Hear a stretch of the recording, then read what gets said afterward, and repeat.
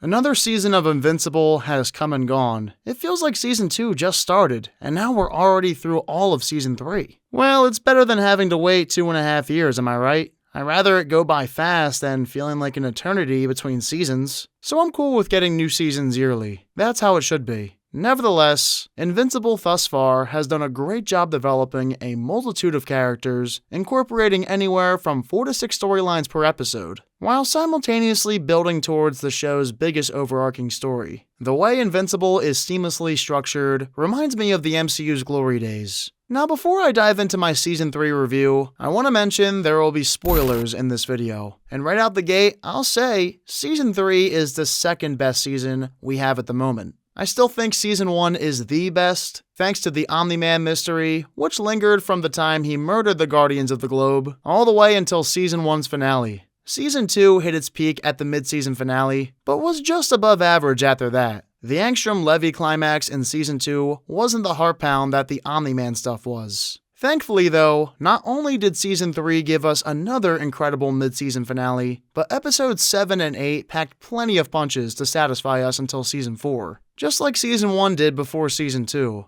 Now then, let's dig into Season 3.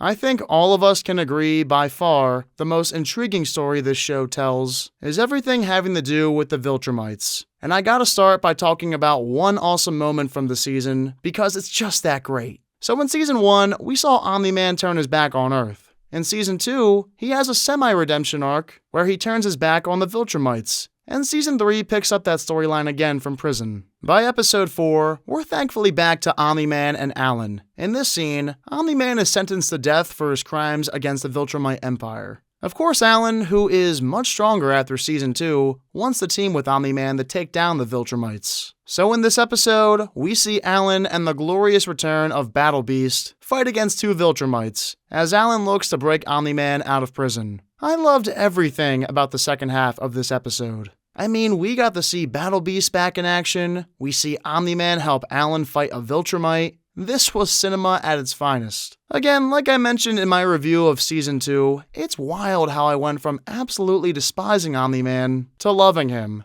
Sadly, this was Alan and Omni-Man's last appearance in the season. But if they were going to appear, this was the best way to do it, considering Episode 4 was the best of the best at that time.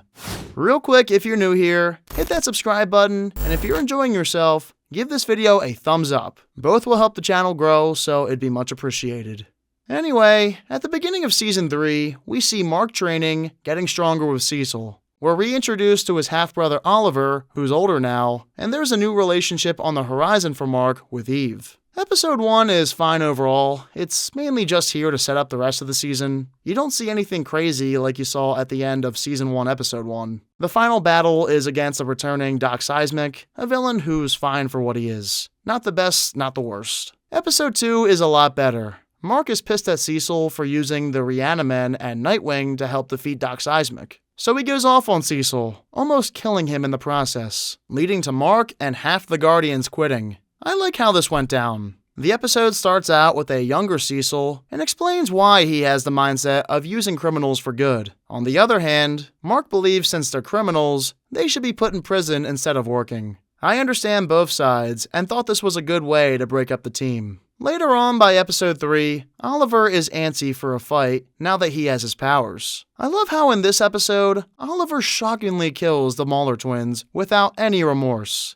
Meanwhile, Mark thinks what Oliver did was wrong, but at the same time, Oliver has a point. His way of thinking kind of reminds me of someone else. And now that Mark's brother doesn't see eye to eye with him as far as criminals' lives go, it gives Mark something to think about. Personally, I've never been a fan of heroes who don't kill. So by Episode 4, I'm glad they go all in on Mark as a killer. Here, he's forced to kill the Immortal in an alternate universe in order to save the lives of millions. This was a great way to give even more depth to Mark. He already killed Angstrom last season, and now he's killed another man. The question though is, was it the right thing to do? Like I said, between the Immortal stuff and the prison sequence, Episode 4 was far and away the best episode of the season by then. Episode 5 is alright, focusing mainly on Titan. It's just another side story episode. I do like episodes that revolve around smaller characters in Invincible. The entire series can't be about the Viltrumites or multiverse, you know? There needs to be some filler to help develop other characters. Speaking of side characters, Paraplex is introduced in episode 6. An anti-villain who wants revenge on Invincible after his family was killed during the Omni-Man attack. Yet again, this is another episode whose sole purpose is to develop a side character.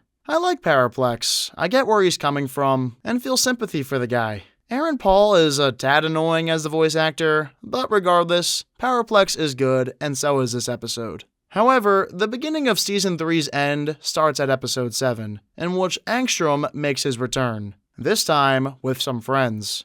Episode 7 is pretty cool. I dig the multiverse stuff, so it was awesome seeing several Marks fight other heroes and wreak havoc. It's not as emotionally riveting as the Viltrumite encounters, but I still really enjoy anything multiverse-wise. Plus, Rex dies in episode 7. Throughout season 3, he begins a romance with Shrinking Ray, and sadly, it gets cut short. Would have loved to see more of that. Personally, it was my favorite romance of the show so far. I also find it somewhat ridiculous that Angstrom survived Mark's attack in season 2.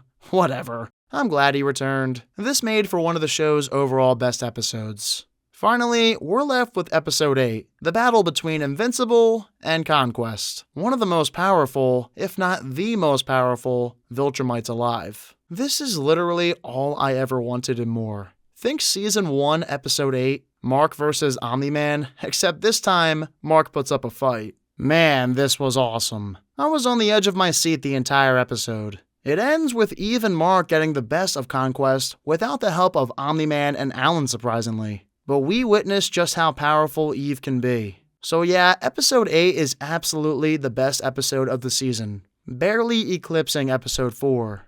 Luckily for Mark and Eve, they're both alive going into next season. We'll see what happens next with that relationship. I did find it weird how rushed their relationship is. They went from 0 to 100 extremely fast. It's fine. At least we got a finale much better than Season 2's in my opinion. So from top to bottom, Season 3 is great. It's definitely better than Season 2 and pretty close to as good as Season 1. I hope next season we see more of Alan and Omni-Man. I'm also curious how this multiverse storyline will affect the Viltrumite storyline. Will those two interconnect? Will they keep them separate? I don't know, we'll have to see how it plays out. Alright, with all that being said, let me know in the comments what your thoughts of Invincible Season 3 are. And where do you rank this among the 3 seasons? Tell me everything you're thinking down below. Well, thank you all so much for watching this Invincible Season 3 review. Again, make sure to subscribe and hit that like button. I'll catch you all in the next one. See you then.